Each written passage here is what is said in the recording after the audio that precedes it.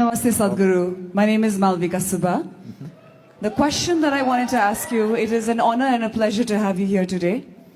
The one thing that has been really going on my mind, I apologize if it might sound very political. I belong to an indigenous community, which is the Kirati community, which has the longest history, especially for Nepal. Now we can understand there has been so much of oppression, land encroachment, so much of domination, so much of land has been taken away from the indigenous community in the name of development. When we talk about safe soil and saving the soil, I'm hoping and I'm requesting you, when you're talking to global leaders, and especially as हाम्रो माननीय one मन्त्रालयजीबाट मन्त्रीज्यू पनि आज यहाँ हुनुहुन्छ, कतिजना जनजाति आदिवासी जनजातिका आफ्नो जुन उहाँहरूले पाउनुहुने. So what I'm trying to say is, I apologize, I'm being very emotional about it. I wish that you would definitely talk about these issues for the indigenous people, but as you know that is their nature lovers and soil is where their home is. Thank you so much, Sadhguru. And if you don't mind, I have with me one of our symbols from the Kirati religion, which is Silam Sakma, which basically means is helping us ward off from the evil eye, from death. If I could present it to you, that would be my honor. We'll do that. So, Malvika, it is true across the world, this is a reality, that the lands held by indigenous communities is being slowly shrinking and shrinking everywhere. Well, we can point fingers, but it is a reality that we cannot ignore. As you may know that in 2020, I traveled across 17 Native American nations within United States, which most people don't know of. I knew that there are nations. I thought there must be about 35 to 40 nations.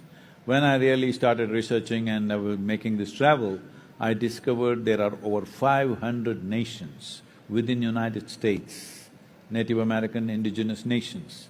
They have their own languages, they have their own religion, they have their own culture, 500 unique nations of their own. So can we really bring them back once again into existence? There are some laws which says yes, but practically can we ever do that? I don't think there is a reality like that. So, the important thing is, this is true, I don't know, I'm not conversant with the realities of Nepal, but this is true across the world. This is true even in India. Tribal lands are always being taken for something or the other, because people are piling up in cities, they want so many things, they want a home, they want to drive a car, they want their computer, they want their phone, they want their everything, all the comforts. To provide all these comforts, somewhere we have to be digging all the time.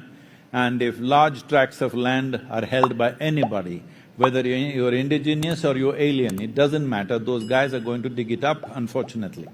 I'm not trying to condone that, but this is an unfortunate reality on the planet. Because as I said earlier, from 1.6 billion in the beginning of 20th century, in just 120 years, we have come to 8 billion. How do you provide things for 8 billion people? And how much we are consuming? Just look at anything, yourself. Your grandmother, how many pieces of clothing she owned? How many you own? If you look at it, probably 25 to 50 times more you own, yes or no? So, our needs and our aspirations have gone through the ceiling and we are still talking about saving this, saving that. It's very, very difficult. It is very important, either we… as I said earlier, if you are joyful by your own nature, whether you had 1 or 10 or 100, you would do it according to what is available. But right now, when your happiness depends on what you wear, what you eat, where you live and what you do and what you possess, you cannot stop human aspiration. Right now, human societies are still in this condition, they need so many things for fulfilling their happiness, their children's happiness, their well-being, because they have set a certain image what is well-being. On an average, what an average American citizen owns If the same has to be provided, because I know a lot of youth from here want to go to either United States or wherever else they can go in the Western world, I'm just telling you, to make sure that 8 billion people have the same things that an average American person has, the Living Earth statistics says we need 4.5 planets for that.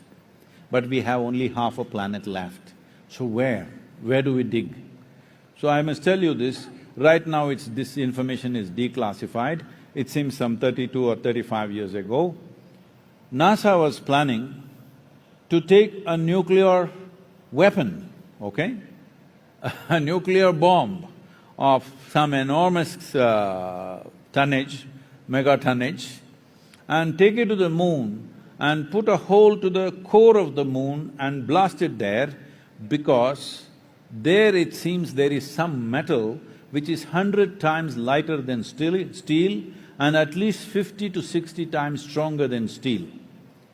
So we are glad that still moon is still there, okay? I'm saying human needs are such, we won't leave anything. So either we must reduce our aspiration or we must reduce our population. One of these things we must do. Hello?